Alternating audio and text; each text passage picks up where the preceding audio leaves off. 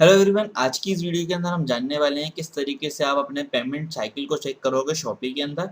इस वीडियो में 3 टॉपिक्स के ऊपर हम बात करेंगे। नॉर्मल पेमेंट साइकिल के बारे में, अगर आप पेमेंट साइकिल लगाते हो डिस्काउंट के बारे में उसके अंदर बात करेंगे, और अगर आप हॉट डील्स की बात करते हो कि हॉट डील्स में आपको किस तरीके से पेमेंट देखने को मिलेगा तो उसके बारे में हम बात करेंगे। ठीक है, इन 3 टॉपिक्स के ऊपर हम बात करेंगे।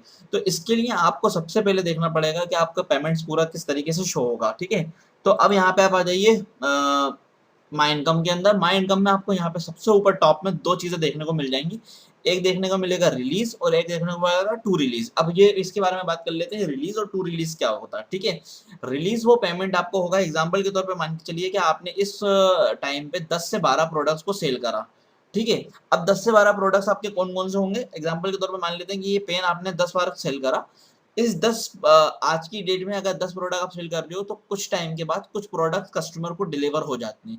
तो जो प्रोडक्ट कस्टमर को डिलीवर हो गए उसके अंदर से उनके पास एक कॉलम देखने को मिलता है कि वो अपने प्रोडक्ट को कंप्लीट कर सकते हैं। अगर इनकेस वो कंप्लीट कर देते हैं, ये मैं रिटर्न नहीं करने वाला, तो वो पेमेंट ऑटोमेटिकली टू रिलीज में आ जाता है। रिलीज वाला कौन सा पेमेंट होता है? रिलीज वाला सिंपल वो पेमेंट होता है जो कि आपको आपके माई बैलेंस में शो होता है। ठीक है, और टू रिलीज वाला वो सारा पेमेंट होता है जो आपको कस्टमर ने रिसीव तो कर लिया पर अभी वो होल्ड पे है कि वो क्या तो रिटर्न भी कर सकता है या तो वो एक्सेप्ट कर सकता है। इनकेस अगर वो एक्सेप्ट कर लेता है तो वो रिलीज में आ जाता है, और इनकेस अगर वो इसको कैंसिल कर देता है तो यहाँ से हट के वो ऑटोमेटिकली कैंसिल बन जाता है। ये तो सिंपल सा प्रोसीजर होगा। दूसरा स्टेप होता है कि अगर आप मान लो कि कोई सा प्रोडक्ट्स को हॉट डील में जाते हो, या आपके कोई प्रोडक्ट्स हॉट डील में जाते हैं या कोई डिस्काउंट के अंदर जाते हैं, तो उस कंडीशन में आपको क्या होगा। उस कंडीशन में सिंपल आप यहाँ पे अगर आप चेक कर पा रहे हो तो टू रिलीज और रिलीज का यहाँ पे कॉलम आपको देखने को मिल गया। आप यहाँ से रिलीज के कॉलम में जाओगे, एग्जांपल के तौर पे ये 2 सीजर्स का एक ऑर्डर है जो कि मैंने 142 रुपीज का सेल करा था।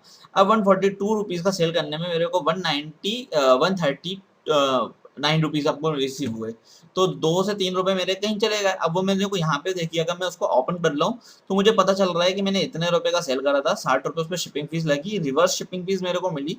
ठीक है, उससे मेरा ओवरऑल क्लेम हुआ और उसके बाद फीस और चार्जेस 2 रुपए लगे, जिसमें से 1% का IGST लगा और 1% का TDS लगा। क्लियर है, इससे मेरे को पता चल रहा है ये हो रहा है। अब यहाँ पे हमारे जो क्लाइंट का था इशू आया था, वो क्या आया था, उनको ये लगा कि मैं 250 रुपए का सामान बेच रहा हूँ और मेरे को रिसीव तो अभी 200 रुपए हुए हैं, तो ये 50 रुपए कहाँ चले गए। तो इसमें क्या होता है कि कोई एक कैटेगरी या कोई ना कोई एक ऑर्डर आपको ऐसा रिसीव होता है जैसे कि आप बेचते हो और उसमें रिसीव आपको कम होता है। तो उस कंडीशन में क्या होता है, आप माई बैलेंस पे जाओगे। अब माई बैलेंस में जाओगे तो आपको एडजस्टमेंट का एक कॉलम मिलेगा। आप यहाँ पे देखोगे तो मेरे को कई सारे प्राइस पैसे जो मिले वो एडजस्टमेंट के थ्रू मिले। तो ये एडजस्टमेंट वाला पैसा कौन सा होता है, एग्जांपल के तौर पे आप कोई सा ऑर्डर लॉस कर देते हो, या आप कोई सा ऑर्डर का अमाउंट कम रिसीव होता है आपको, या आपको उसके पैसे कम मिलते हैं, तो उसका शॉपी आपको एडजस्टमेंट के थ्रू आपको पैसा देता है। इनकेस अगर मान लेते हैं कि आपको अभी नहीं मिला उसका पेमेंट और आप कैंसिलेशन नहीं कर पा रहे हो, तो आप अपने उस प्रोडक्ट ID को लिखो और शॉपी को बता दो कि इस चीज का मेरे को अमाउंट कम मिला है, तो वो आपको ऑटोमेटिकली एडजस्टमेंट के अंदर माय बैलेंस में एडजस्टमेंट के अंदर आपको वो अमाउंट शो कर देगी जो कि आपको उसका अमाउंट कम मिलेगा।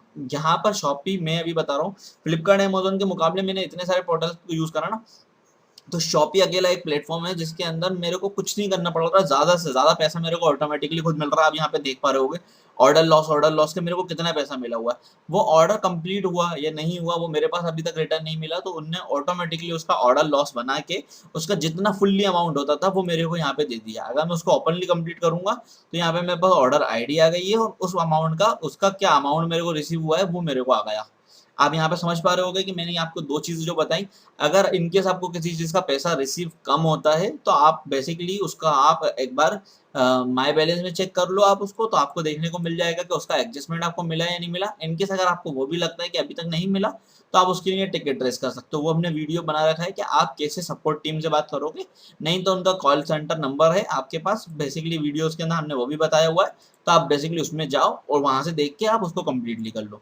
उम्मीद करता हूँ ये वीडियो पसंद आया होगा, शेयर करिए दूसरे लोगों के साथ, और आगे अभी और वीडियोस का बना के मंच करेंगे ताकि अपन को पूरा का पूरा एक कोर्स देखने को मिल जाए, या तो आप हमारी वेबसाइट के ऊपर जाके ऑटोमेटिकली पूरा कोर्स पहले से पहले देख सकते हो। Thank you so much.